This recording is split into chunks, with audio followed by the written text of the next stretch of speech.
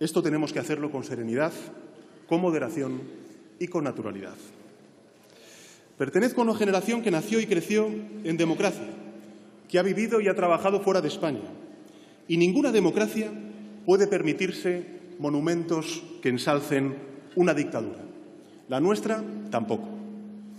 Por eso, señorías, quiero anunciarles que la decisión política de este Gobierno es firme. Vamos a proceder a la exhumación de los restos del dictador Franco del Valle de los Caídos.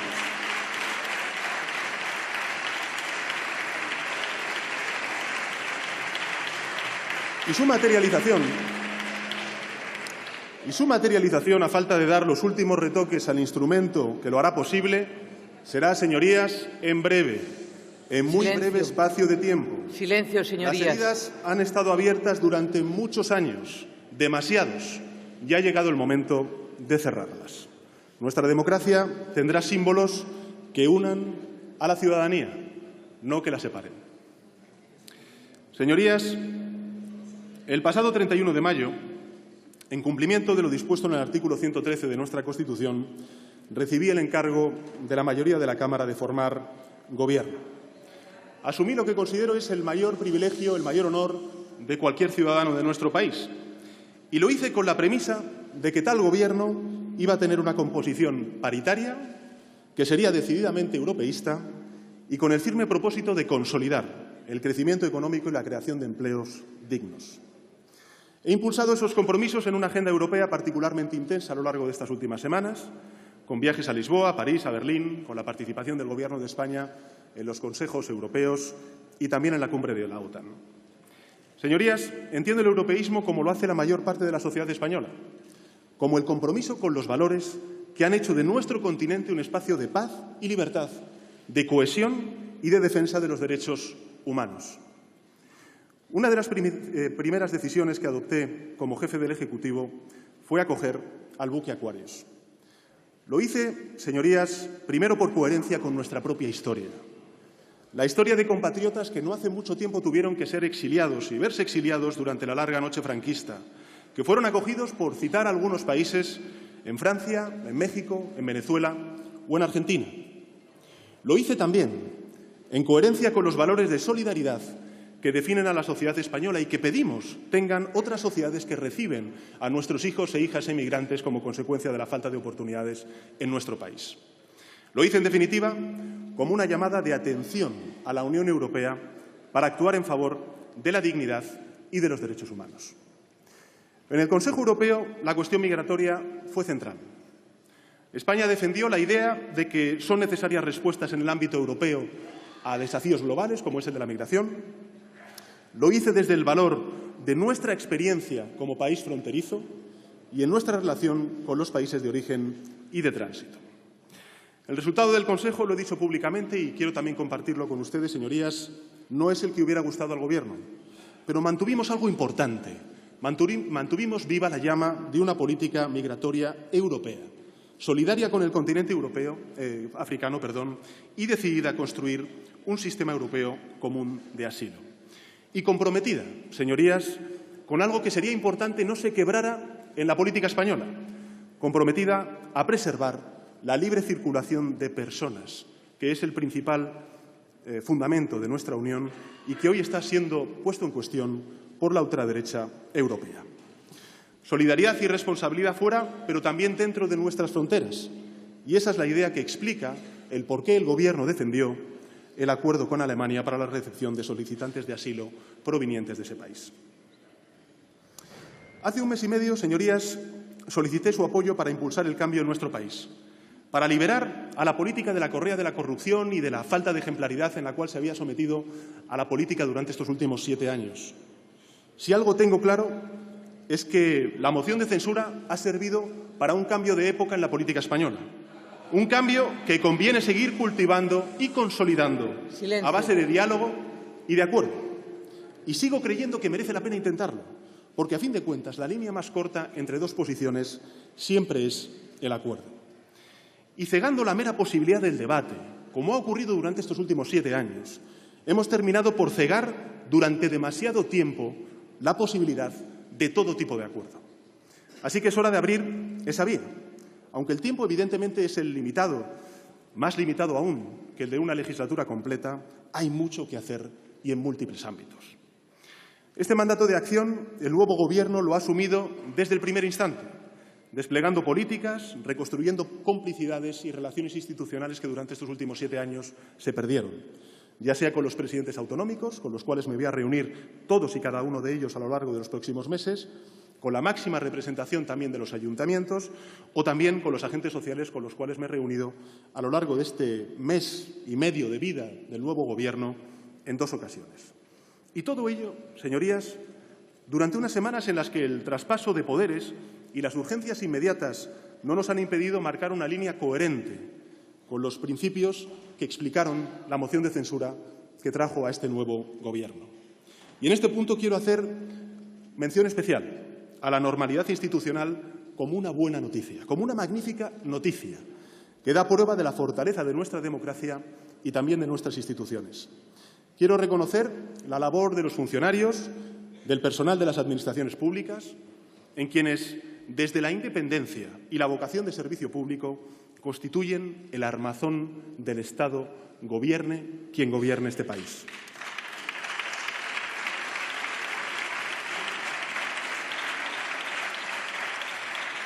Dicho esto, señorías, anuncié desde un principio que el nuevo Gobierno iba a tener una agenda europeísta, una vocación modernizadora, una inspiración progresista y alma feminista.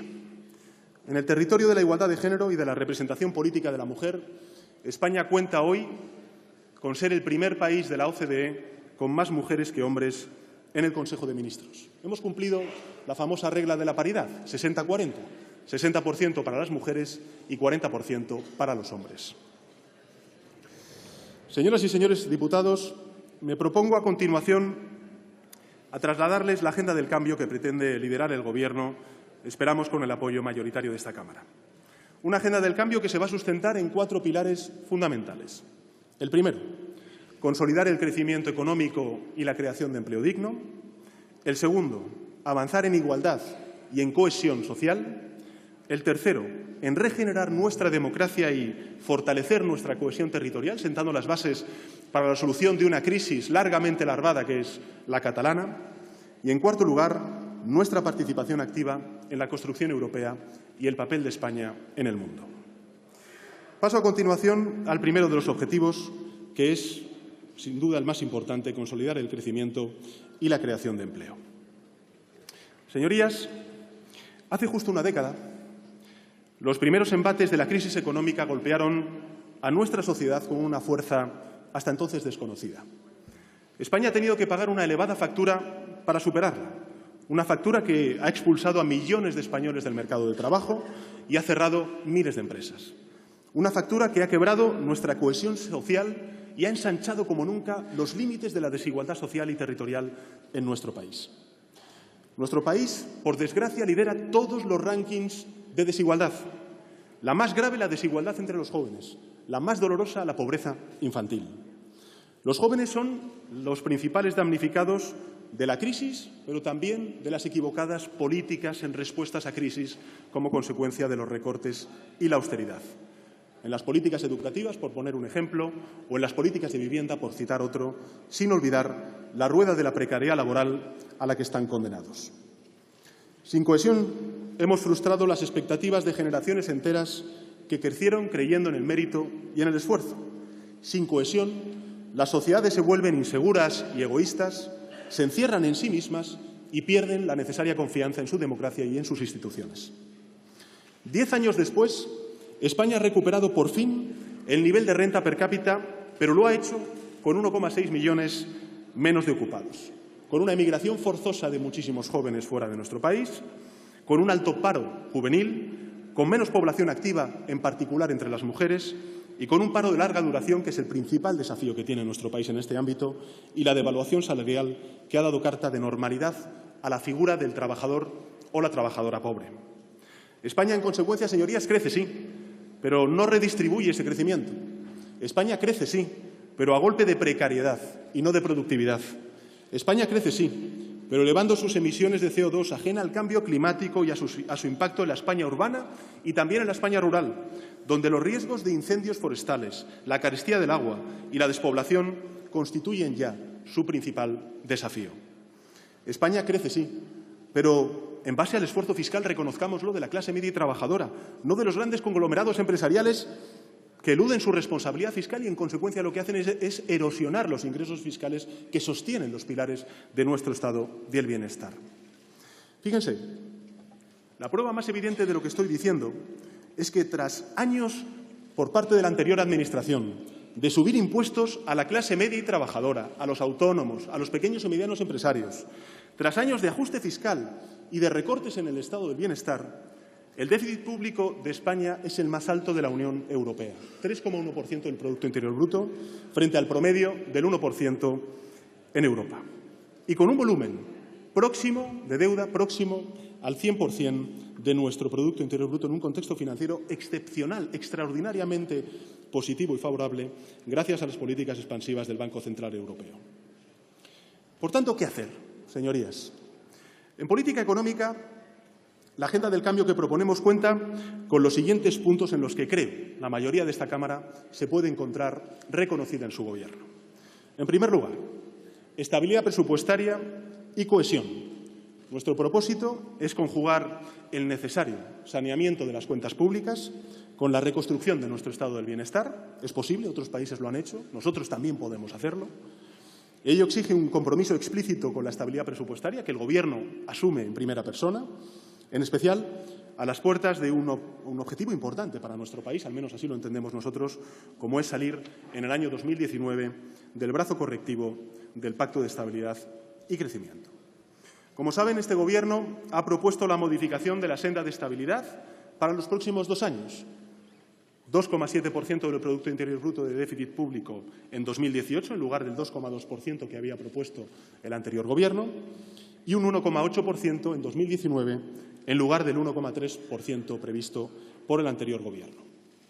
Estos objetivos, señorías, y esto me parece muy importante para el debate que se pueda sustanciar en las próximas semanas y en los próximos meses, estos objetivos, en primer lugar, son coherentes con la evolución económica de nuestro país. Son coherentes con las estimaciones que han hecho la Unión Europea, el Banco de España, la AIREF y los principales servicios de estudios económicos de nuestro país. Y son coherentes, y esto es lo más importante, al menos para este Gobierno, con las necesidades sociales de nuestro país. Y en este sentido quiero anunciarles lo siguiente. Las 5 décimas adicionales de déficit se van a repartir entre los diferentes niveles de las administraciones públicas, de forma que las comunidades autónomas contarían con 2 décimas más, pasando de un objetivo de déficit público del 0,1 al 0,3% del Producto Interior Bruto, y estas 2 décimas se traducirían en unos 2.400 millones de euros de margen fiscal adicional para el conjunto de las administraciones autonómicas. El Gobierno lo que va a hacer es convocar el Consejo de Política Fiscal y Financiera para el jueves día 19 de julio y el día 20 de julio lo aprobará en Consejo de Ministros. Aspiramos, señorías, señoras y señores diputados, a contar con el apoyo de la mayoría de las cámaras.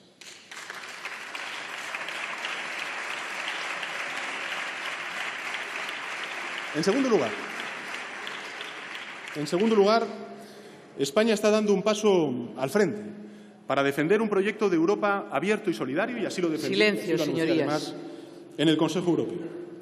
Ese futuro pasa por impulsar lo que se llama el pilar fiscal del euro, con un presupuesto que sirva como herramienta no solamente para la estabilidad y la competitividad que nos dicen muchos de los países del norte y del este de Europa, pero también para la convergencia que es necesaria si queremos lograr esa estabilidad y esa competitividad.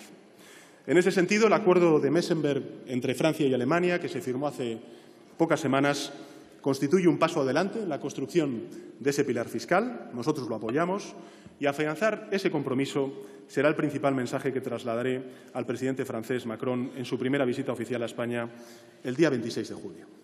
Y en relación con un aspecto clave como la unión bancaria, los Estados miembros hemos acordado que sea el mecanismo europeo de estabilidad el que provea el respaldo fiscal para el Fondo Único de Resolución y en seguir trabajando, y esta es una de las principales, apuestas, compromisos por parte del Gobierno de España, en crear y poner en marcha de una vez por todas el Fondo Europeo de Garantía de Depósitos. Ambos instrumentos son, a nuestro juicio, a juicio del Gobierno y creo que de la mayoría de la Cámara, fundamentales para evitar futuras crisis bancarias y financieras que también hemos sufrido en nuestro país.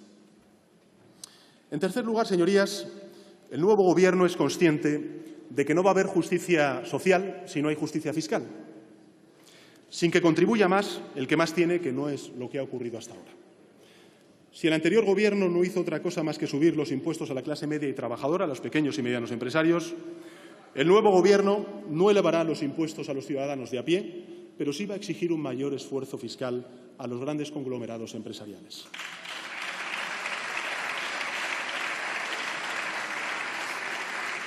Nuestras prioridades, señorías, serán, en primer lugar, una fiscalidad que tenga en cuenta el impacto de las compañías tecnológicas, que no pagan impuestos. Este es un asunto en el que existe un amplio consenso dentro de la Unión Europea. En segundo lugar, rediseñar nuestro impuesto de sociedades. Nosotros no nos resignamos a que las pequeñas y medianas empresas tengan tipos efectivos superiores a los grandes conglomerados empresariales de nuestro país. Esto no es justo. Así que lo que vamos a proponer a la Cámara es que el tipo efectivo de las grandes corporaciones se acerque al tipo nominal y en ningún caso sea inferior al 15%. Eso se llama, señorías, justicia fiscal y es lo que va a aprobar y apostar este Gobierno. En el ámbito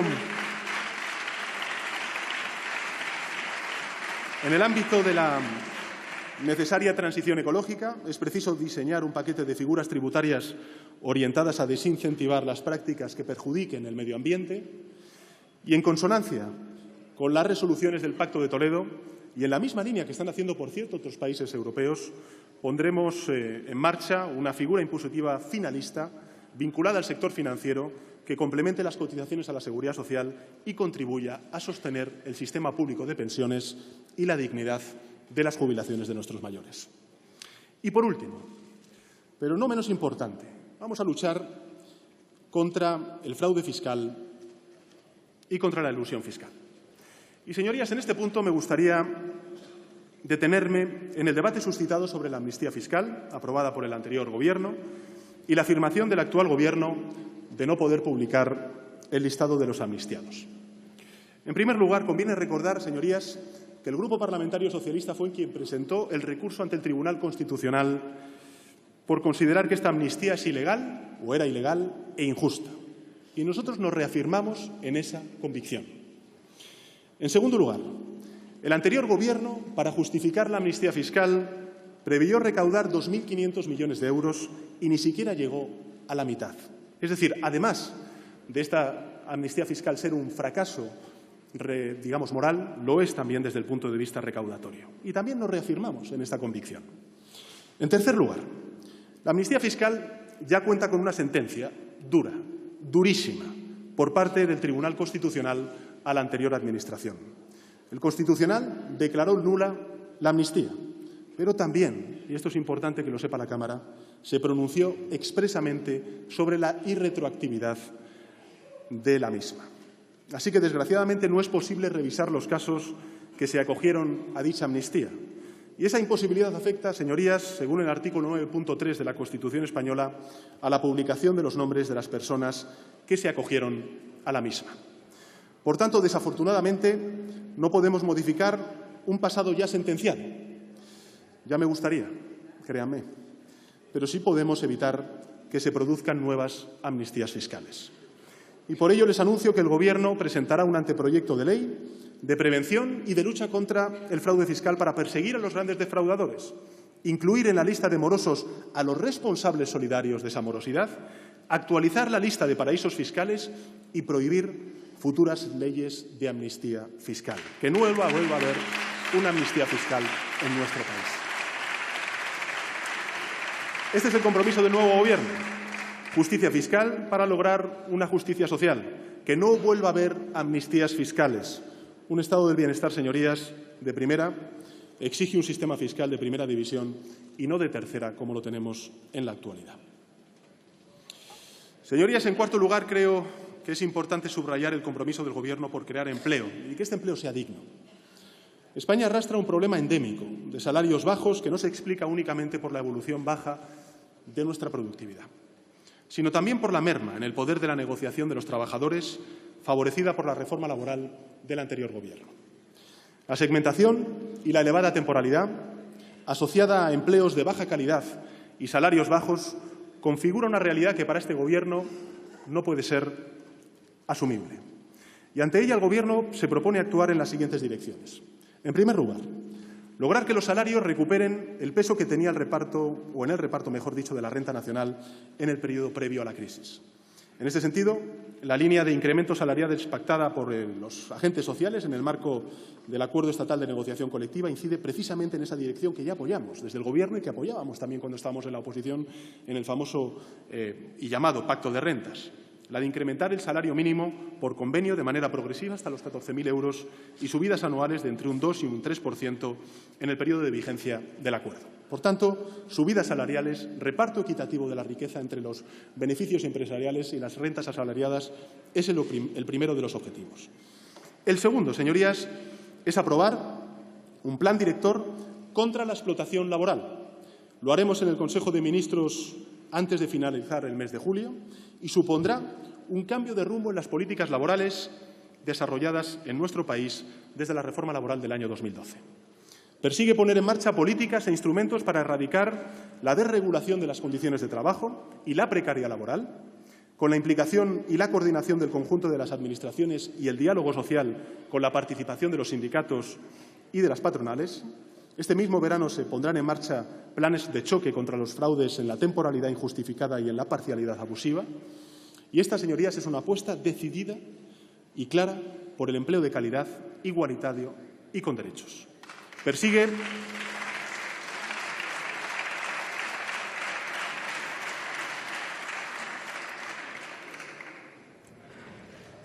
entre otros objetivos, poner en fin la temporalidad, la parcialidad abusiva, la utilización de los falsos autónomos, los excesos de jornada y las horas extraordinarias ilegales, las discriminaciones por razones de género, de raza, de edad, etcétera, potenciar la prevención de riesgos laborales y combatir el fraude laboral y la economía sumergida.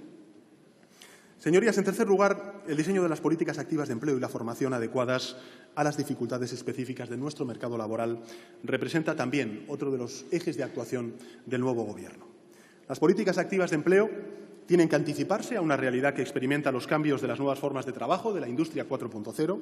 Tenemos que avanzar en la adaptación curricular a las nuevas ocupaciones, en anticipar los grandes cambios para sintonizar oferta y demanda de nuevas competencias laborales.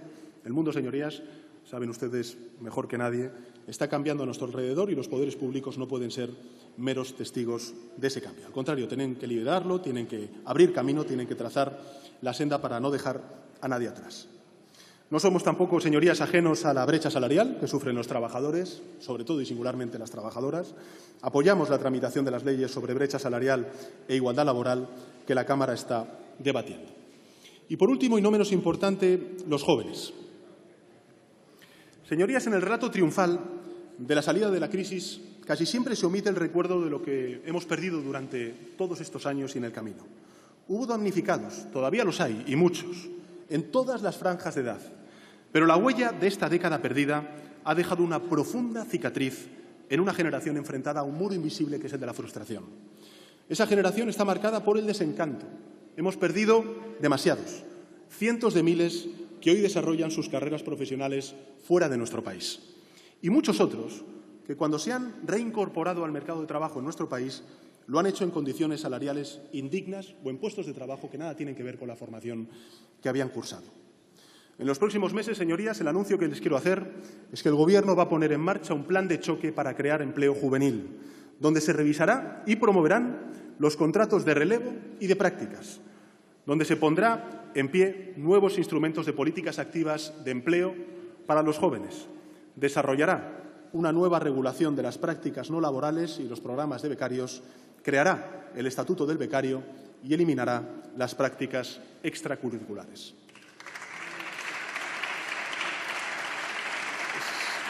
Señorías, no quiero terminar No quiero terminar el capítulo del mercado laboral sin mencionar el compromiso del Gobierno de España para derogar el párrafo 3 del artículo 315 del Código Penal relativo a la tipificación agravada de delitos relacionados con la libertad sindical.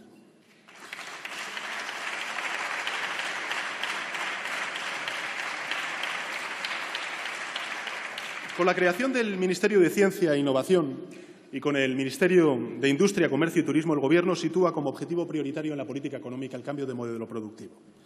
España debe ampliar sus motores de crecimiento. El turismo y la construcción son importantes, fundamentales. Crean empleo, crean riqueza y así debe continuar haciéndolo. Y, desde luego, el Gobierno de España va a impulsar y va a apoyar, y posteriormente haré alguna referencia a lo mismo, el dinamismo de estos dos importantes sectores para la creación y la riqueza de nuestro país. Pero debemos aumentar el número de motores de crecimiento, impulsando la ciencia y la reindustrialización de nuestro país. España no puede permanecer ajena a la revolución que va a marcar el futuro de nuestro empleo, de nuestro sector productivo y también de nuestro modelo del bienestar. Los años perdidos por la inejecución del presupuesto en ciencia, en I+D+I, y por el retroceso de la inversión pública que representan durante estos años el abandono, precisamente por parte de la Administración anterior, lo que han hecho ha sido posicionar a España en un lugar que no merecen, dadas sus características económicas. Tenemos, en consecuencia, la obligación de reconquistar el terreno perdido, de no rendirnos a ese falso lapidario de que inventen ellos, en referencia a la Europa que hoy acoge a investigadoras y a investigadores españoles que aquí no encontraron sitio. Así que no, señorías, que inventen aquí, señorías, en España. Este es el principal compromiso de nuestro Gobierno. Este Ejecutivo está firmemente comprometido con el aumento de los fondos para la ciencia, para la I+D+I, así como para levantar las cadenas que impiden la eficaz ejecución de los presupuestos asignados a centros científicos españoles de renombre y líderes en el mundo y en Europa. Es fundamental también avanzar en la colaboración público-privada en este ámbito como forma de imbricar de forma intensa el tejido productivo con el conocimiento que sale de la universidad. Y en esta estrategia, señorías, en esta estrategia de modernización de nuestro sistema productivo, nosotros creemos que la formación profesional debe tener un protagonismo fundamental, tanto como para estar presente en la denominación del nuevo Ministerio de Educación. El Gobierno, en este ámbito, se propone 3 prioridades de actuación. Primero, integrar en un catálogo único cursos, módulos y ciclos formativos de los 2 subsistemas de formación profesional bajo un mismo currículo.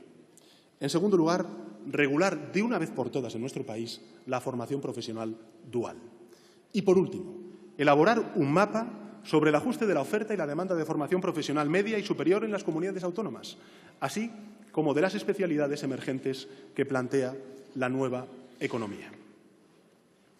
El nuevo Gobierno, por otro lado, comparte el objetivo fijado por la Comisión Europea de que la industria represente el 20% del Producto Interior Bruto en el año 2020 en nuestro país.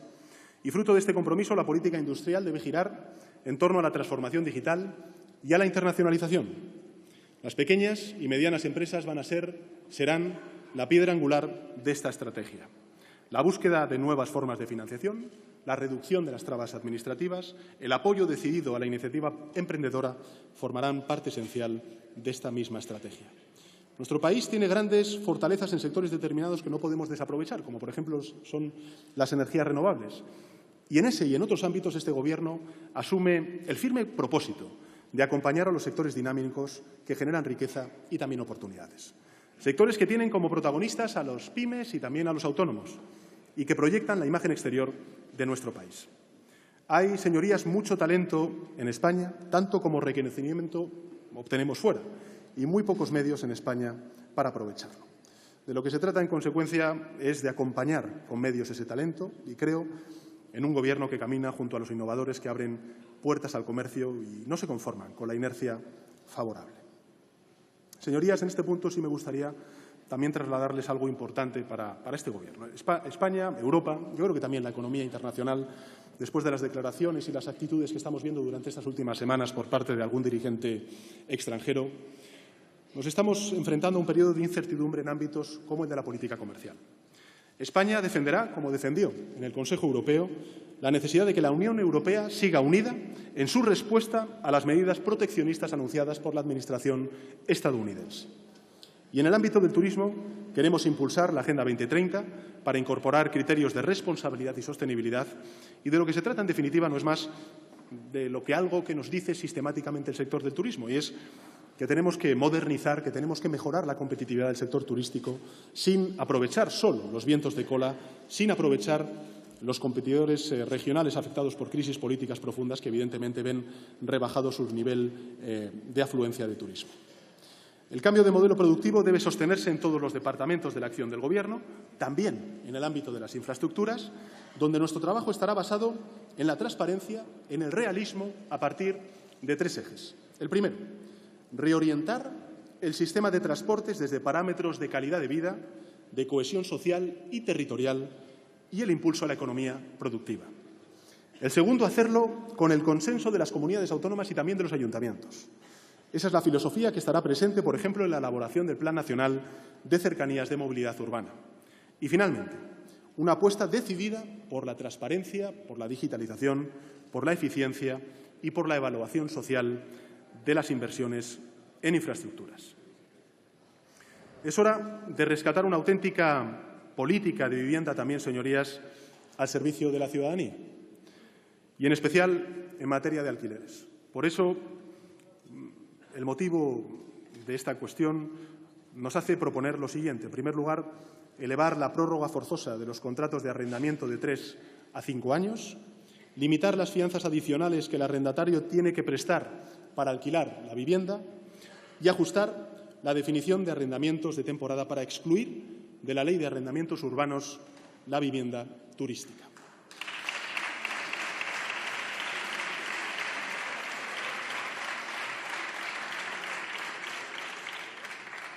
Vamos a reorientar también el Plan Estatal de Vivienda 2018-2021 hacia la vivienda pública y la vivienda de alquiler.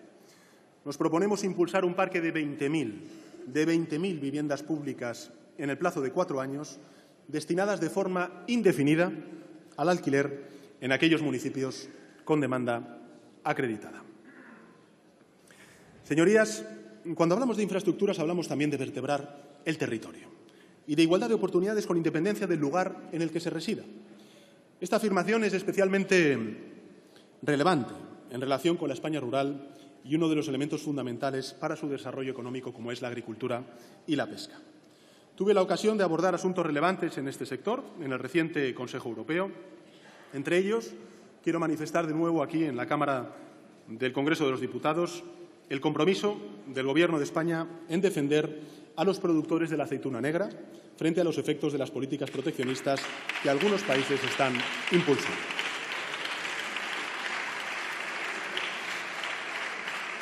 Señorías, estamos actualmente en pleno proceso de negociación del marco financiero plurianual 2021-2027 y la reforma de la política agraria común a partir del año 2020. Y para este Gobierno la política agraria común es una cuestión de Estado. Y por ello vamos a defender con el más amplio consenso posible una PAC fuerte, con un presupuesto acorde a los grandes retos que se plantean, como son, entre otros, la lucha contra el cambio climático y la preservación del medio ambiente. Contamos ya con el respaldo de los principales representantes de los sectores afectados, las comunidades autónomas, y estamos convencidos de que podemos seguir ampliando nuevas alianzas con Estados miembros y también con el Parlamento Europeo, que en esta cuestión tiene muchísimo que decir, con el fin de alcanzar nuestro objetivo de mantener un presupuesto de esta política fundamental para España. En definitiva, necesitamos contar con una política europea potente para mantener y para desarrollar el medio rural, que ofrezca oportunidades de vida y trabajo a mujeres, a jóvenes, evitando el despoblamiento, que es esa enfermedad silenciosa que afecta a buena parte del territorio español, y el desarrollo también de un sector agroalimentario y forestal más competitivo y sostenible. Este Gobierno sabe, es consciente de que una agricultura con futuro implica una España rural con futuro. Señoras y señores diputados, la transición ecológica de la economía es fundamental para el cambio de modelo productivo y para consolidar un crecimiento económico sostenible. Este Gobierno mira o quiere mirar la economía desde una perspectiva ecológica, viendo oportunidades donde otros ven amenazas. Así que nos marcamos 3 grandes prioridades normativas para este mandato. En primer lugar, aprobar una ley de cambio climático y transición energética. En segundo lugar, un plan nacional integrado de energía y clima. Y, en tercer lugar, un plan integral de innovación tecnológica y desarrollo económico de la transición energética. Como saben, nos enfrentamos a amenazas evidentes reales. Somos un país expuesto como pocos a las amenazas del cambio climático. El volumen de emisiones de CO2 en el año 2017, tengan en cuenta ustedes este dato, señorías, de 338 millones de toneladas, representa un aumento del 4,4% respecto al año 2016 y es el mayor en términos interanuales desde el año 2002.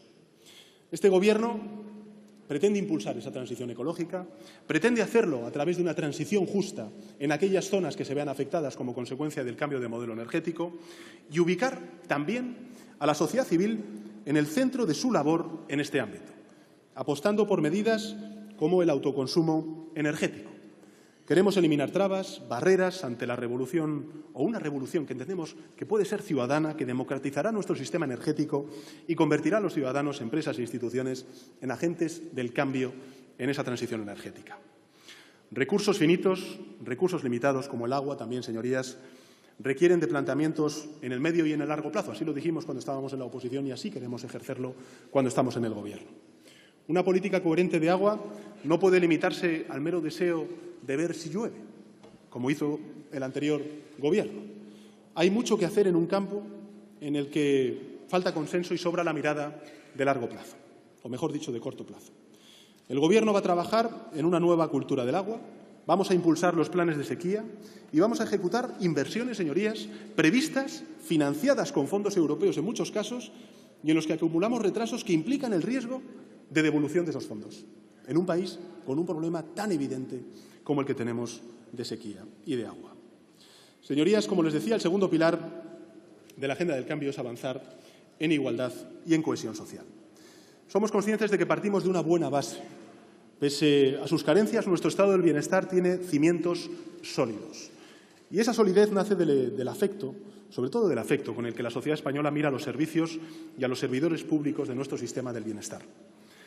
Son quienes se han movilizado contra los recortes y son quienes no entienden que un Gobierno elimine aquello que tanto costó construir y levantar. Nuestro modelo del bienestar ha cohesionado social y territorialmente España a lo largo de estas últimas 4 décadas y lo va a seguir haciendo por mucho tiempo. Este Gobierno, señorías, no aspira solo a recuperar, a reconstruir, sino a fortalecer y avanzar en la consolidación de un estado del bienestar preparado para dar una respuesta eficaz y equitativa a nuevas desigualdades. El principal desafío que debemos abordar es la sostenibilidad y la dignidad de nuestro sistema público de pensiones, que es la clave de bóveda de nuestro modelo del bienestar. Los datos, señorías, sobre el sistema público de pensiones ustedes los conocen y, por tanto, no quiero ahondar en ellos ni tampoco recrearme. Ahí está el deterioro del equilibrio público de las cuentas de la Seguridad Social.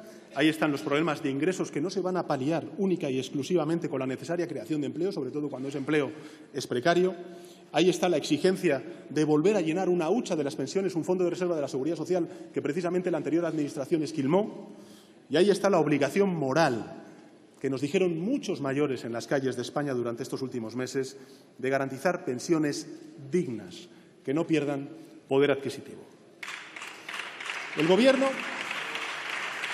señorías, es consciente de este desafío. Probablemente, junto con el desafío del desempleo y también con el desafío de Cataluña, es el desafío más importante que tenemos como sociedad, como instituciones. Y, por tanto, nosotros no somos ajenos a ello y vamos, por supuesto, a ofrecer soluciones a esta Cámara. En ese sentido, señorías, el Gobierno tiende la mano, repito, tiende la mano a todos los grupos parlamentarios para construir un nuevo Pacto de Toledo. Encontremos juntos soluciones a los grandes desafíos en una cuestión en la que la sociedad no entiende la incapacidad para alcanzar acuerdos por parte de los distintos grupos parlamentarios y también del Gobierno. En nuestra opinión, en opinión del Ejecutivo, la sostenibilidad de nuestro sistema público de pensiones se debe asentar en un cambio de modelo productivo, eso es indudable, de largo plazo, en el que el peso de los salarios recupere el vigor de la mano de obra en contratación indefinida. No es sostenible, y esto lo sabemos todos, un modelo que penaliza la contratación indefinida frente a los contratos de duración exigua. Esto es lo que hace que ahora mismo tengamos el mismo número de cotizantes en la Seguridad Social que antes de la crisis, pero en cambio recaudemos menos. No solo porque tal abuso, en consecuencia, es fraudulento, sino porque asienta en la sociedad una visión de inmediatez, de negarnos la capacidad de pensar en el medio plazo, en el largo plazo, en el futuro de nuestro país. Uno de los efectos más dramáticos de esta década se resume, señorías, en un dato que a nuestro juicio es muy alarmante, muy preocupante, y que fue arrojado por el Instituto Nacional de Estadística hace pocas semanas. Somos menos, cada vez somos menos, señorías. En 10 años nacen en nuestro país un 25% menos de niños y de niñas. Esa es la España del silencio de la crisis, la de los pueblos que pierden población, la de las mujeres forzadas a elegir entre maternidad o carreras profesionales, la de quienes se marcharon y han hecho su vida fuera de nuestro país. Señorías, este Gobierno cree que luchar contra la pobreza infantil es fortalecer la seguridad social, que avanzar en la igualdad y la cohesión es fortalecer la seguridad social,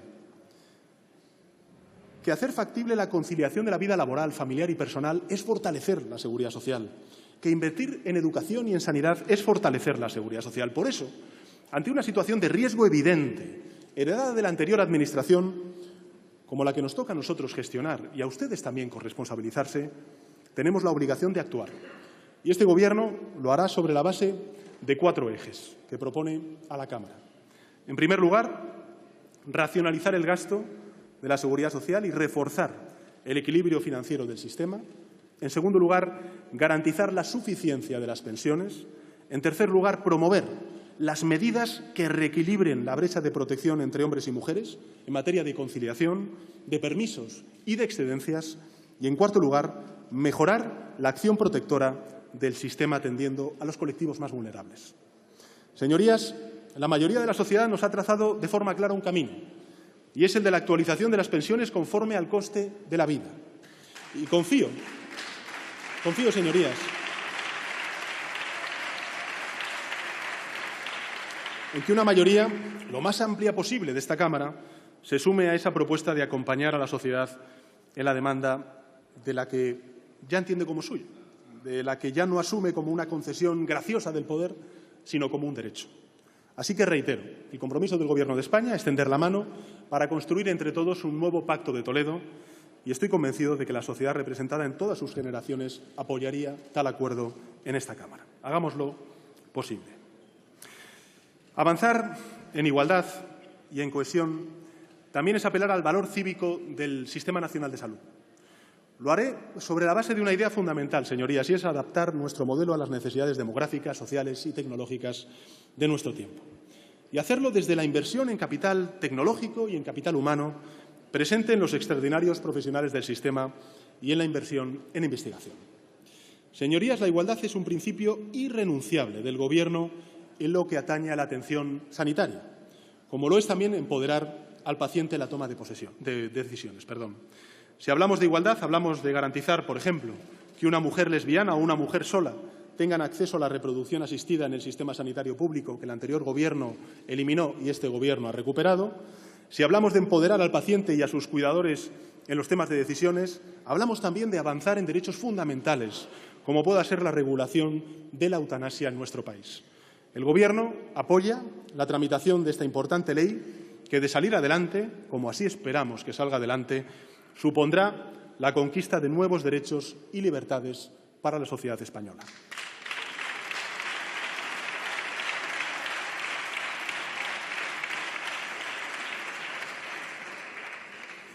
Entendemos que el derecho a la protección de la salud asiste a todas las personas en nuestro país. Medidas ya anunciadas como la recuperación de la atención universal, como la reformulación de los copagos sanitarios, forma parte de esa filosofía. Y en este empeño tendremos muy presente el reparto competencial de nuestra arquitectura institucional. Sabemos que la sanidad está en manos principalmente de las comunidades autónomas. Vamos a reforzar la cohesión, la codecisión de los gobiernos autonómicos en el marco del Consejo Interterritorial para que nuestro Sistema Nacional de Salud sea eficiente, sea sostenible y sea transparente y garantice la igualdad de todos los españoles, vivan donde vivan.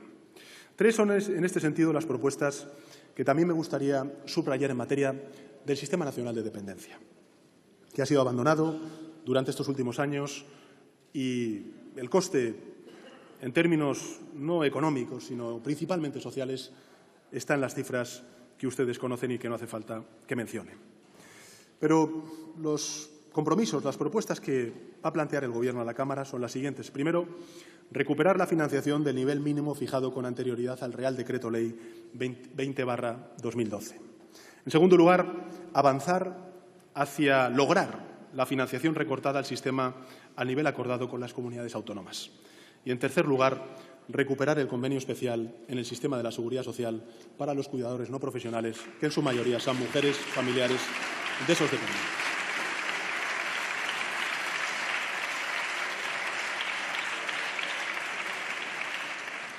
Señorías, toda pobreza es una infamia, pero la infantil, que afecta al 28% de nuestros niños y de nuestras niñas, es sencillamente inaceptable.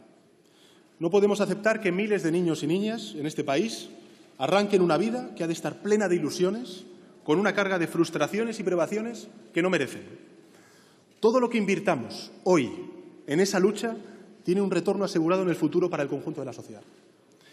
Esa es la filosofía con la que se ha creado el Alto Comisionado de Lucha contra la Pobreza Infantil dependiente de la Presidencia del Gobierno, y esa también es la filosofía del programa Beca, aprobado en Consejo de Ministros y que va a complementar muchas de las actuaciones que están poniendo en marcha ya muchos ayuntamientos y muchas comunidades autónomas, ahora que los niños y niñas están de vacaciones, los colegios están cerrados, para garantizar comida, desayuno, comida, cena y el ocio a los niños durante los meses de verano.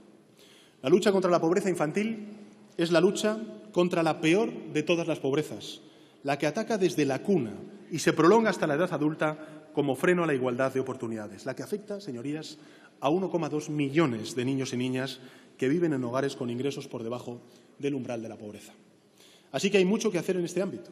A ello obedece también el compromiso del Gobierno de reactivar el programa PROA de refuerzo escolar y nuestra intención de acabar con el aumento desmedido del número de alumnos y alumnas por aula. Señorías, en este punto me gustaría también trasladarles una reflexión personal. Deberíamos valorar si es procedente incluso hablar de fracaso escolar en los términos en los que generalmente lo hacemos. ¿Cómo puede fracasar alguien que tiene 12 años? ¿Cómo puede ser un fracasado un niño o una niña que no han tenido estímulos en casa, sino privaciones? El fracaso en la infancia no es el fracaso de ese niño o esa niña, es el fracaso del conjunto de la sociedad. La desigualdad arranca a una edad intolerable para un país que exhibe los valores como los que identifican al nuestro. Por eso este Gobierno se propone eliminar los aspectos contrarios al principio de igualdad de oportunidades y la segregación escolar que arrastra una ley nacida sin consenso ni acuerdo en esta Cámara y, por supuesto, con la comunidad educativa como es la LOMCE. El nuevo Gobierno entiende que la asignatura también de religión no debe tener valor académico, de la misma manera que entiende que debe existir una asignatura de valores cívicos y éticos de carácter obligatorio. No se trata de optar entre dos alternativas, señorías, sino de darle la relevancia que merece a los valores y principios que fundamentan la convivencia en democracia, la relevancia de vida en nuestro sistema educativo. Los valores cívicos y éticos presentes en nuestra Constitución. Para este Gobierno no existe gasto en educación, existe inversión en educación. E invertir en educación es invertir en ciudadanía, en ciudadanos libres, pensadores. Invertir en formación permanente del profesorado y en innovación educativa es invertir en ciudadanía. Un profesorado motivado en la educación pública es la mejor garantía de que se puede detectar el talento y actuar antes de que sea demasiado tarde. Hagámonos, en definitiva, una experiencia que seguro hemos compartido todos los que estamos aquí presentes. ¿A cuántas personas les ha cambiado la vida haberse encontrado con un profesor o con una profesora que supo motivarles cuando lo más fácil era rendirse? Pues esa es la clave, señorías. Esa es la virtud de nuestros profesionales de la educación. Y este Gobierno estará a su disposición y a su lado. Ellos lideran el trabajo de campo y, una vez más, el Gobierno lo que quiere hacer, lo que aspira a hacer es acompañar a su trabajo y estar a la altura. Este Ejecutivo se propone recuperar una senda que nunca debió revertirse, que es la de recuperar los niveles de inversión que nos permitan competir con los países de nuestro entorno, del entorno europeo, desde una fe sincera en la capacidad de la educación pública para volver a hacer funcionar el ascensor social que ahora mismo está quebrado. La política de becas que aspiramos a articular nace de ese principio, señorías, el de no permitir que el apellido, que el código postal, marquen aquello que un niño o una niña puedan conseguir en la vida. Por eso es fundamental incrementar la cuantía de las becas para los alumnos y las alumnas de menor nivel de renta.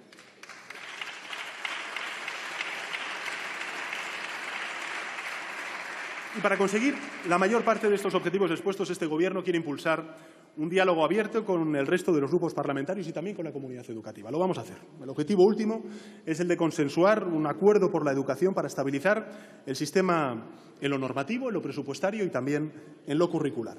Y en ese trabajo la orientación del Gobierno de España, señorías, será tomar como referencia los objetivos de Naciones Unidas para el año 2030 y los objetivos europeos de educación y de formación.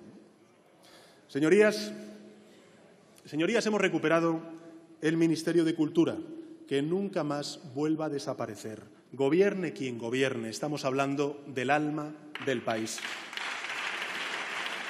España puede presumir ante el mundo de un enorme caudal de poder en este ámbito, que se nutre de nuestra historia, del arte, del espíritu de creadores libres, de nuestras lenguas, que proyectan la imagen de lo que somos. Y he dicho bien, nuestras lenguas. Silencio, la promoción por favor. de todas las lenguas y culturas de España merecen la máxima protección del Estado.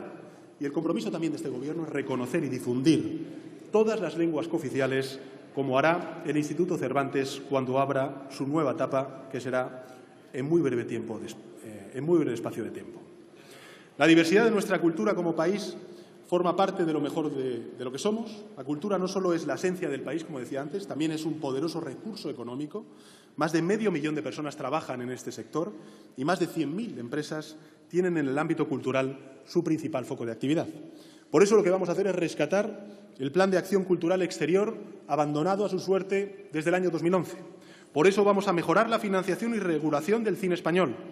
Por eso también vamos a crear un grupo de trabajo para avanzar en una nueva ley de mecenazgo que alcance a todas las manifestaciones artísticas en nuestro país. Y por eso también la intención del Gobierno es impulsar el Estatuto del Artista, que ya ha sido aprobado en la Comisión de Cultura de este Congreso, para proteger a los creadores.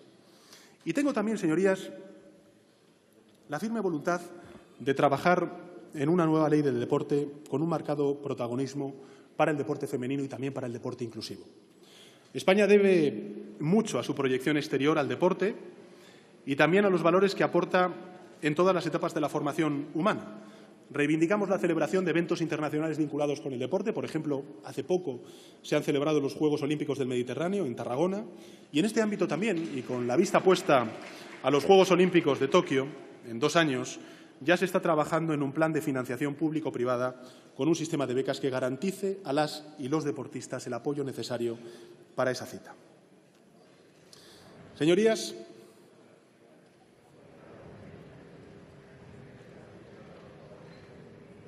como les anuncié al principio de mi intervención, el tercer pilar de la agenda del cambio es regenerar nuestra democracia y fortalecer nuestra cohesión territorial, hoy dañada por la crisis en Cataluña. No hay mejor termómetro para medir la salud de una democracia que la fortaleza de sus instituciones. En muchas ocasiones nos enrevesamos mucho cuando hablamos de la regeneración democrática, pensando que una simple ley puede regenerar toda una institución. Y yo creo que, por supuesto, las leyes garantizan y regeneran esas instituciones y la vida democrática en nuestro país, pero también esa regeneración democrática, señorías, se consigue gracias a las personas que lideran esas instituciones y que, dentro de sus ámbitos, permiten la transformación, la modernización y la adaptación a los nuevos tiempos de esas instituciones. Este, señorías, no es el caso de la Radio y Televisión Española. La gestión del presidente saliente es la viva prueba del intervencionismo y de la manipulación con la que el anterior Gobierno entendió el ente público, como un mecanismo de propaganda. Con todo, fíjense, señorías, porque me parece importante esta reflexión que quiero compartir con todos ustedes. Con todo, y aun siendo grave la manipulación informativa que hemos sufrido durante estos últimos años y que es evidente, no se rían porque hasta incluso el Parlamento Europeo está precisamente investigando la manipulación informativa de la Radio y Televisión Española. Pero con todo, siendo grave la manipulación informativa, Siendo aún más grave que haya consejeros que llevan años sin ser renovados de su puesto, en representación de partidos políticos que ya no existen en el sistema político español. Siendo grave el vacío de poder al que nos abocaba el bloqueo de 2 grupos parlamentarios a la renovación en el final del mandato del Consejo hace escasas semanas. Siendo todo esto grave, señorías, lo que más preocupa al Gobierno es la viabilidad presente y futura de la Radio Televisión Española. La viabilidad como servicio público, la sostenibilidad financiera y laboral de una institución que emplea a 6.400 trabajadores, trabajadoras, a sus familias y que destina el Estado cerca de 1.000 millones de euros anuales. Permítanme la reflexión siguiente, señorías. El streaming, las plataformas como Netflix o como HBO están cambiando la cultura audiovisual en el mundo y también en nuestro país. Y esto tiene un impacto directo, trascendental, en todas las televisiones generalistas. Y si quieren sobrevivir a este cambio de modelo de cultura audiovisual, deberán hacer frente a ello. Este es el verdadero desafío, del que no se habla en el debate público, pero que me parece el fundamental, el nuclear, el trascendental. Y la Radio Televisión Española durante estos últimos 7 años no está haciendo nada. Llevan años sin hacer nada. Lo único es el bloqueo político y empresarial del ente público. Por eso, señorías, vamos a echar la vista atrás. Vamos a echar la vista atrás porque en un mes como este, de hace un año, el Grupo Parlamentario Socialista aprobó, con el apoyo de la mayoría de la Cámara, un proyecto de ley para modificar el método de elección de los miembros del Consejo de Administración de la Radio y Televisión Española. En aras de ese consenso, logramos incorporar la idea del concurso público. Logramos incorporar también una disposición adicional que decía que si el 31 de diciembre del año 2017 no se lograba ese concurso público, se nombrarían a los miembros de ese Consejo de Administración por el mecanismo anterior. Un año después, señorías, no se ha hecho absolutamente nada. 2 grupos parlamentarios bloquean la renovación, es más, pactan una representación que no tienen en esta Cámara. Esta es la razón, señorías, por la que el Gobierno se vio obligado, de manera urgente, a aprobar un Real Decreto. Esa es la reflexión que quiero hacerles a ustedes. El Gobierno no va a mirar para otro lado. No se va a esconder detrás del argumento de un concurso público que utilizan 2 grupos parlamentarios para bloquear y sostener un status quo que ni representa la pluralidad de esta Cámara ni afronta los desafíos trascendentales que garanticen sostener este importante servicio público.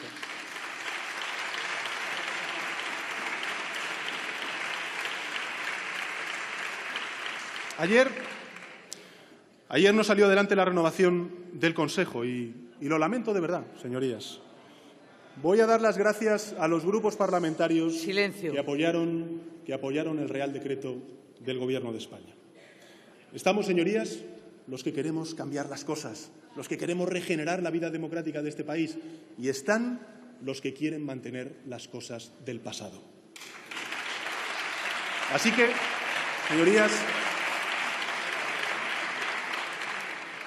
señorías, pido a la Cámara que apoye el último paso previsto en el Real Decreto para salir del bloqueo y para facilitar una transición hasta que se sustancie el proceso de elección de los nuevos consejeros y consejeras. Señorías, el Real Decreto ha forzado a quienes nunca creyeron en el concurso público a acelerar los tiempos, tras un año de idas, de venidas, en definitiva, del marrullerismo parlamentario. No duden en que, si sale adelante este decreto, el concurso cumplirá con sus plazos, incluso se agilizarán.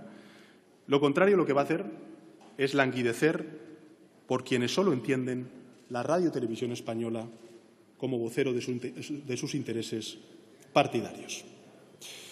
Señorías, una de las formas de fortalecer una democracia es compartiendo el poder.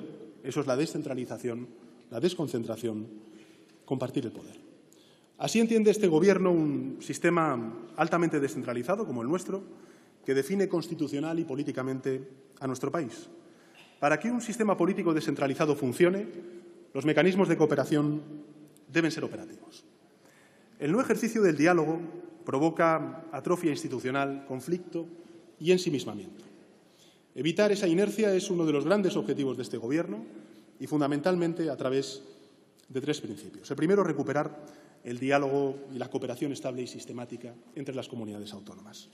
Y en ese sentido quiero hacer mención en este punto al impulso de la Agenda Canaria, que tiene importantes hitos por delante y en cuyo marco se están desarrollando medidas relevantes, como es la bonificación del 75% al transporte de residentes aprobados en el Consejo de Ministros del pasado 13 de junio, una decisión que también beneficia a los residentes de Baleares, Ceuta y de Melilla. También hacer un análisis riguroso y exhaustivo de la normativa propia para evitar conflictos competenciales, impulsar los instrumentos de garantía del autogobierno y mejorar la coordinación institucional. Esta última previsión es igual y oportunamente válida para el ámbito local. Hay que impulsar la autonomía local, maltrecha, mejor dicho, tras años de injusto intervencionismo, injusto porque no hay una Administración, señorías, que haya hecho mayor esfuerzo en la contención del déficit público que las corporaciones locales, como ustedes saben. Y, señorías, dialogar no es ceder, dialogar es hacer política. Solo desde el diálogo, poniendo en valor la política, vamos a poder hacer frente a crisis institucionales que están en la mente de todos y que exigen de una respuesta política allí donde la confrontación ha sido la norma durante estos últimos años. Reconducir la grave crisis institucional en Cataluña es el objetivo prioritario para este Gobierno. En ese empeño, consideramos imprescindible avanzar en la garantía de la vigencia efectiva del marco estatutario y constitucional en Cataluña. Hay alternativas políticas dignas de ser exploradas allí donde el enfrentamiento ha terminado por dividir a una sociedad extraordinariamente plural como es la catalana. Este Gobierno está dispuesto a abrir un diálogo franco y directo. El que se pueda dialogar sin cortapisas, señorías, no es mérito de este Gobierno, es mérito de nuestra Constitución, que ampara nuestros derechos y nuestras libertades. Yo soy consciente de que recuperar la normalidad institucional no será la meta, será la salida de una solución política para Cataluña. Una meta a la que llegaremos después de haber hecho una carrera de fondo. Reconozcámoslo, no va a ser una solución fácil ni rápida. Va a ser una carrera de fondo donde va a haber altos y bajos, donde va a haber situaciones difíciles y situaciones menos complicadas. Una carrera que, como toda carrera de fondo, señorías, va a exigir determinación, templanza, sentido de Estado y generosidad por parte de todas y de todos. Señorías, los responsables políticos, los líderes, no debemos pensar en lo que podemos perder personalmente, sino imaginar lo que pueden ganar los ciudadanos a los que representamos. Por eso, lo que les pido en relación con Cataluña es que no abordemos esta cuestión en base a lo que estamos dispuestos a renunciar, sino en lo que estamos dispuestos a acordar. Nosotros lo tenemos claro. Nosotros lo tenemos claro. Queremos acordar unión y convivencia. Y en ese camino nos podremos volver a encontrar. Creo que el primer paso dado, el de la activación de comisiones bilaterales, que no se reunían, señorías, desde el año 2011, será fundamental para ir construyendo confianzas y lealtades que hoy están quebradas. Sin diálogo solo hay bloqueo y con diálogo habrá soluciones. Y este es el ánimo con el que he procedido a reunirme también con el Lehendakari Urkullu, al que agradezco su compromiso y su lealtad institucional. Vamos a impulsar una agenda de diálogo bilateral en beneficio de la sociedad vasca y ya estamos, de hecho, trabajando en este sentido con el Gobierno de Euskadi. Y con ese ánimo también, señorías, veré esta tarde al presidente de la Xunta de Galicia, el señor Núñez Feijóo, y hasta el último día del mes de julio a la presidenta de la Junta de Andalucía, Susana Díaz, al presidente del Principado de Asturias, Javier Fernández, y al presidente de Cantabria, Miguel Ángel Revilla. Mi compromiso, el compromiso del Gobierno, es reunirse con todos y cada uno de los presidentes autonómicos antes de que finalice el año. Señorías, el de la justicia es uno de los ámbitos en los que es más urgente avanzar en la regeneración democrática y en el fortalecimiento institucional. Una justicia que ha de ser rápida, independiente y transparente, para estar al servicio de toda la sociedad, pero especialmente de las víctimas. En este propósito modernizador, quiero manifestar nuestra voluntad de avanzar en la dotación de los medios técnicos y humanos deseables, pero también, y esto es muy importante, con diálogo necesario entre el Gobierno y las asociaciones de jueces y de fiscales, letrados de la Administración de Justicia y funcionarios. Es preciso asegurar la independencia judicial, la autonomía del Ministerio Fiscal, garantizando nombramientos basados en criterios objetivos de igualdad, de mérito y de capacidad.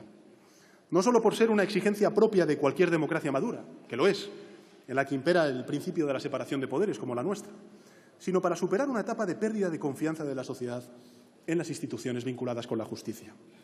En este sentido, les anuncio, señorías, la intención del Gobierno de promover la reforma del artículo 324 de la Ley de Enjuiciamiento Criminal, que establecía un plazo máximo de instrucción especialmente nocivo en la tramitación de causas complejas vinculadas con la corrupción. La necesidad de una justicia ágil no puede servir nunca como excusa para la precipitación en la instrucción de determinadas causas, y mucho menos como antesala para la impunidad.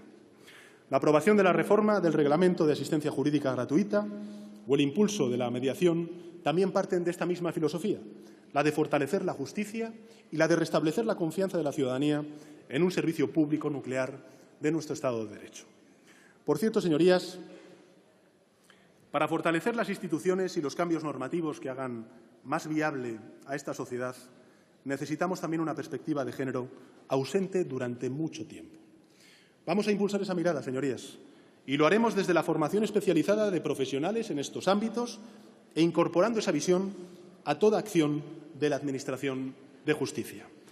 Que quede claro, señorías, si dice no, es que no, y si no dice que sí, es que no.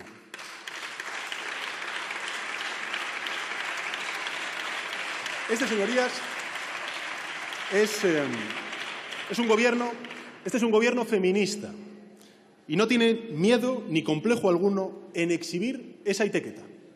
El pasado 8 de marzo, la sociedad lanzó un mensaje que todas las instituciones tenían y tienen el deber de escuchar. Algo cambió ese día y el mundo entero fue testigo precisamente de ello. Por primera vez en mucho tiempo, la atención de los medios internacionales estuvo en nuestro país. Y para algo en lo que sentirnos orgullosos, que fue la lucha por la igualdad, la lucha contra la brecha salarial, la lucha por la igualdad laboral. A la forma en que leemos normas jurídicas que parecen contradecir el espíritu de nuestro tiempo, a la educación en valores en el ámbito educativo, a la sensibilización temprana ante la violencia ejercida contra la mujer como expresión de algo especialmente infame, como es la dominación y la discriminación. Nadie es dueño de nadie y nadie es menos que nadie. Esta sociedad tiene que mirarse en el espejo de la decencia cuando todavía hoy en día, señorías, una mujer tiene que fingir que habla por teléfono cuando camina sola de vuelta a casa en una calle de cualquier ciudad de nuestro país. El miedo es la antesala de la dominación y sencillamente no hay derecho a que ellas sientan miedo en la España de 2018. Señorías, contamos con una herramienta fundamental, muy valiosa en este terreno, como es el Pacto de Lucha contra la Violencia de Género. Y creo firmemente que entre todos y todas podemos impulsar la cultura del acuerdo todavía más lejos aún en este ámbito, hasta erradicar una violencia que deja en nuestro país tanta muerte como tantos huérfanos, hasta acorralar a los que acorralan. España debe tener las calles libres de manadas. Mucho de lo que avancemos en esta causa tiene que ver con lo que se puede hacer desde el ámbito de la seguridad. Garantizar la seguridad de las mujeres que son víctimas de la violencia de género debe ser un objetivo prioritario, es un objetivo prioritario para este Gobierno, como lo es igualmente avanzar en la formación especializada de un personal de las fuerzas y cuerpos de seguridad del Estado, que es clave en la lucha contra esta lacra. Señorías, los miembros de dichos cuerpos representan un elevado porcentaje del total de funcionarios de nuestra Administración, de la Administración General del Estado. Iniciativas en el ámbito de la protección social, como la mejora transversal de las condiciones laborales, la equiparación salarial, el impulso a las medidas de conciliación, son en consecuencia esenciales para este Gobierno. Ante nuevas formas de delincuencia, el impulso a la cooperación internacional en la lucha contra el terrorismo o las organizaciones específicas de blanqueo de capitales también va a ser una labor esencial por parte de nuestro Gobierno, como lo va a ser también la lucha contra la corrupción, una materia en la que España ha protagonizado, desgraciadamente, demasiadas portadas a los ojos del mundo entero, expresión de una enfermedad que corroe los cimientos de la democracia y destruye la fe y la confianza de los ciudadanos en sus instituciones. Avanzar, en consecuencia, en la detección temprana de estas tramas es mucho más que dar cumplimiento a la ley. Es también impulsar la transparencia, es defender nuestro régimen de libertades y trabajar por la regeneración democrática. Este Gobierno asume su compromiso con la ejemplaridad en su grado más alto y no va a escatimar esfuerzos en la lucha contra la lacra que ha hecho mucho daño a la imagen de España y también a las arcas públicas. Señorías, alguien dijo que cuando un pueblo renuncia a la libertad en aras de la seguridad, acaba perdiendo ambas, la seguridad y la libertad. Y es una afirmación muy oportuna a la hora de hablar de la ley Mordaza. Ofrecemos consenso y voluntad de acuerdo frente a una reforma que debilitó nuestras instituciones, deterioró la calidad de nuestra democracia y atacó las libertades. Diálogo político en el seno de esta Cámara para alcanzar el equilibrio entre dos valores igualmente valiosos para este Gobierno. Y, señorías, en materia de política de defensa, quiero hacer referencia a 5 ejes prioritarios de actuación. El primero tiene que ver con el reforzamiento de nuestras propias capacidades de defensa. El segundo tiene que ver con el fortalecimiento de la posición de España en el sistema de seguridad internacional. El tercero, el impulso decidido a la Europa de la defensa. El cuarto, contribuir a la lucha contra el terrorismo internacional. Y el quinto, potenciar la llamada diplomacia de la defensa. Ayer, precisamente, tuvimos la ocasión, el Consejo de Ministros, de participar en la reunión del Consejo de Seguridad Nacional con Su Majestad el Rey, algo que no sucedía desde el año 2015. Un órgano clave en la detección de nuevas amenazas y en la búsqueda de herramientas para combatirlas.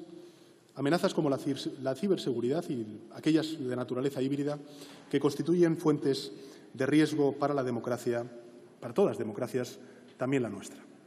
España hoy, señorías, es un socio fiable en el mundo en materia de defensa. Participamos en 15 misiones internacionales, en las que más de 2.400 hombres y mujeres de las Fuerzas Armadas desempeñan su labor con profesionalidad, dedicación y entrega, y quiero hacer mención expresa a ello en esta intervención. La política de defensa es una política para este Gobierno de Estado. Así lo entendí en la oposición y así lo quiero manifestar también desde el Gobierno. El mandato, por tanto, es muy claro, es el de la búsqueda del consenso. España va a mantener sus compromisos internacionales y hará honor a su vocación en pos de la estabilidad, de la paz mundial, promoviendo una cultura de seguridad nacional. Tenemos retos importantes pendientes a la hora de facilitar la integración laboral, por ejemplo, en el ámbito civil, y ustedes no son ajenos a ellos porque también se han reunido con estos colectivos, de los integrantes de la escala de tropa y marinería con compromiso de larga duración que, al alcanzar los 45 años de edad, saben ustedes, tienen que abandonar las Fuerzas Armadas y, en consecuencia, se encuentran con muchas dificultades, con serias dificultades para poder continuar trabajando. Y en el mismo ámbito, y respondiendo una vez más a la transversalidad de la política de igualdad que este Gobierno exhibe, nos proponemos reforzar todas las medidas que favorezcan la igualdad efectiva entre hombres y mujeres, en especial en lo referido a la conciliación. Y, finalmente, impulsar las medidas que doten de efectividad la garantía de igualdad de trato en el seno de las Fuerzas Armadas de las personas pertenecientes al colectivo LGTBI. Un colectivo que, junto a otros muchos, espera de esta Cámara un gran consenso en otra materia para sacar adelante una ley importante para este Gobierno, para el Grupo Parlamentario Socialista, como es la Ley contra la discriminación y contra los delitos de odio que están en proceso de tramitación parlamentaria. Señorías, el cuarto y el último pilar de la agenda del cambio que les proponemos es la definición y la participación de España en la construcción europea y nuestro papel que tenemos que desempeñar en el mundo. Consenso y vocación de política de Estado son condición indispensable para la defensa de los intereses de España en el exterior y para la proyección de la imagen de nuestro país, llamado a tener, a nuestro juicio, una presencia mucho más activa, mucho más importante en los foros multilaterales. España puede y debe desempeñar un papel activo en las organizaciones internacionales de las que forma parte y lo hará otorgando prioridad a los asuntos humanitarios, a la Agenda 2030, a la agenda de género, a la lucha contra el terrorismo y a la diplomacia preventiva. Somos un país comprometido con el fomento y la protección de los derechos humanos, una democracia avanzada que quiere seguir apostando por el multilateralismo y la defensa del proceso de integración europea que ahora mismo está puesta en cuestión, dentro y fuera de nuestro continente. En este ámbito quiero hacer referencia nuevamente a 3 principios que estarán presentes en nuestra acción exterior. En primer lugar, la responsabilidad. En segundo lugar, la solidaridad. Y, en tercer lugar, la empatía. Tenemos, señorías, retos de enorme calado por delante en esta cuestión. En primer lugar, tenemos que cerrar la negociación del proceso de salida del Reino Unido de la Unión Europea, despejando incertidumbres y garantizando la defensa de los intereses de España, también en lo que concierne a Gibraltar. En segundo término, defender los intereses de España en la negociación de las perspectivas financieras 2021-2027 y progresar en la construcción de la Unión Económica y Monetaria. En tercer lugar, trabajar con los socios europeos y del sur en el reto migratorio, que, como ya he reiterado, debe tener un alcance y una dimensión europea en la aproximación y en la solución. Y, en cuarto lugar, fortalecer y recuperar la política de cooperación al desarrollo como un elemento definitorio de la política exterior de España. En este sentido, quiero hacer una mención especial a la voluntad defendida por España en el último Consejo Europeo de que la prioridad en el proceso de salida del Reino Unido de la Unión Europea la constituye para este Gobierno la defensa de los derechos de nuestros ciudadanos en el Reino Unido. Señorías, también quiero hacer una mención especial a la necesidad de impulsar la modificación de la legislación para acabar con el llamado voto rogado y hacerlo antes de que se produzcan los procesos electorales del próximo año, en el mes de mayo. Quiero también subrayar la importancia que el nuevo Gobierno va a dar a Iberoamérica. Así, en la próxima cumbre iberoamericana que se celebrará en Guatemala en el mes de noviembre, junto al resto de países vamos a seguir perfeccionando esta comunidad que formamos compartiendo objetivos, valores, en especial el intercambio de nuestras sociedades civiles en todos sus ámbitos.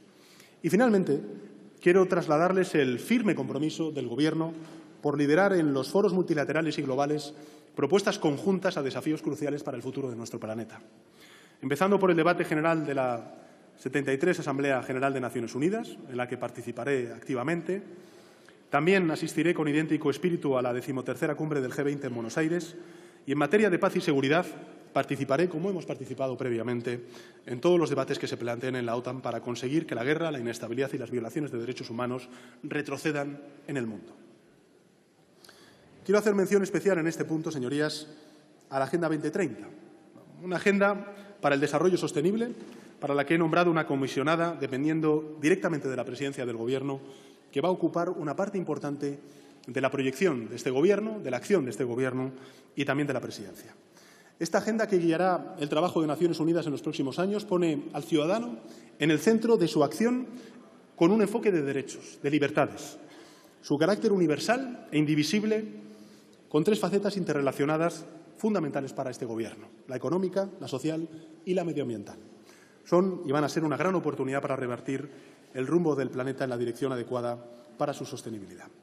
Y, finalmente, no quiero tampoco acabar el capítulo de la política exterior sin mencionar nuestro propósito firme de continuar manteniendo contactos bilaterales con todos los países de la comunidad internacional, en especial con nuestros amigos de América Latina, de África, regiones con las que, impulsados por nuestra historia y geografía, hemos creado lazos indisolubles. Y, desde luego, Marruecos es un país vecino, amigo, y va a ocupar un lugar destacado en esos contactos bilaterales. Señorías,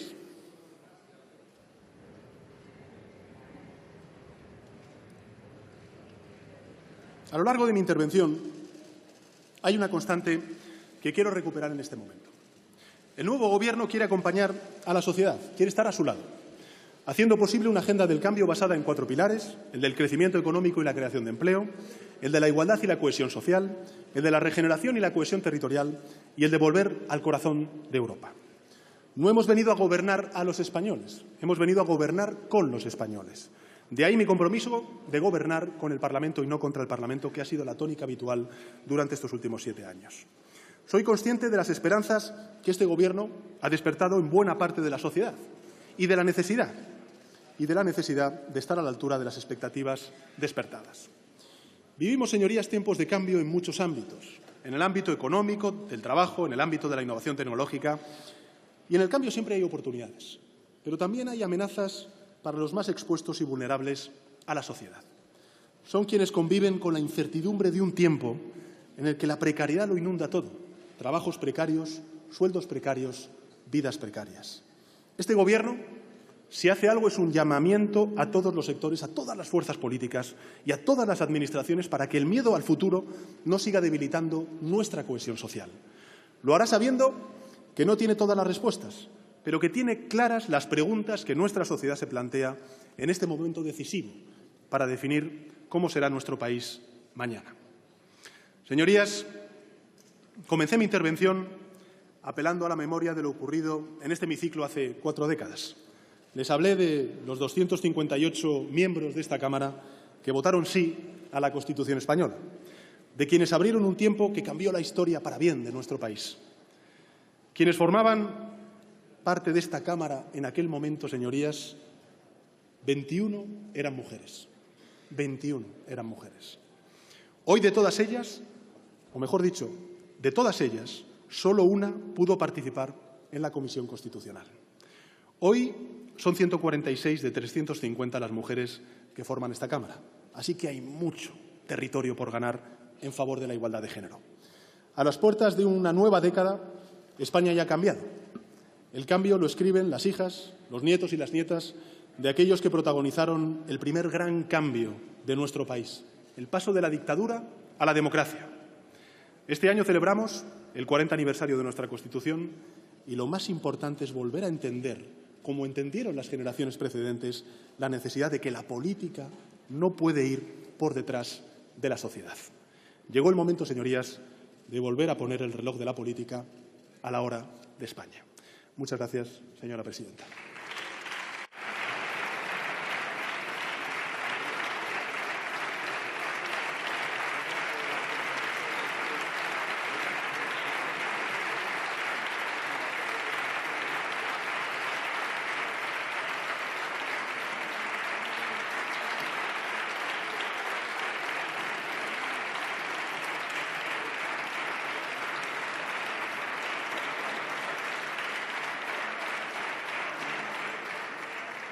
A continuación, intervendrán los representantes de los grupos parlamentarios.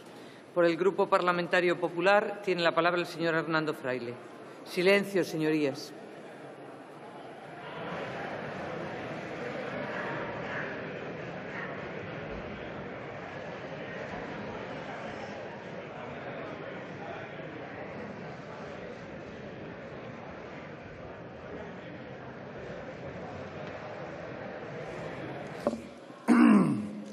Señorías, señora presidenta, hace más de un mes mi grupo parlamentario solicitó su comparecencia urgente, señor Sánchez, para que nos explicara tanto su programa de Gobierno, al no haberlo hecho en esta Cámara durante el debate de la moción de censura, como los pactos alcanzados con los populistas, los independentistas, los herederos de ETA a los que usted pidió el voto y el señor Urkullu del PNV que le han llevado a la presidencia del Gobierno por la puerta de atrás. El señor Sánchez ha obtenido la presidencia del Gobierno a través de una moción de censura apoyada en una falacia, en la manipulación de una sentencia judicial que fue la coartada para reunir una mayoría inédita, unida solo por el objetivo político de echar al Partido Popular del Gobierno, que había ganado las elecciones en junio de 2016 por segunda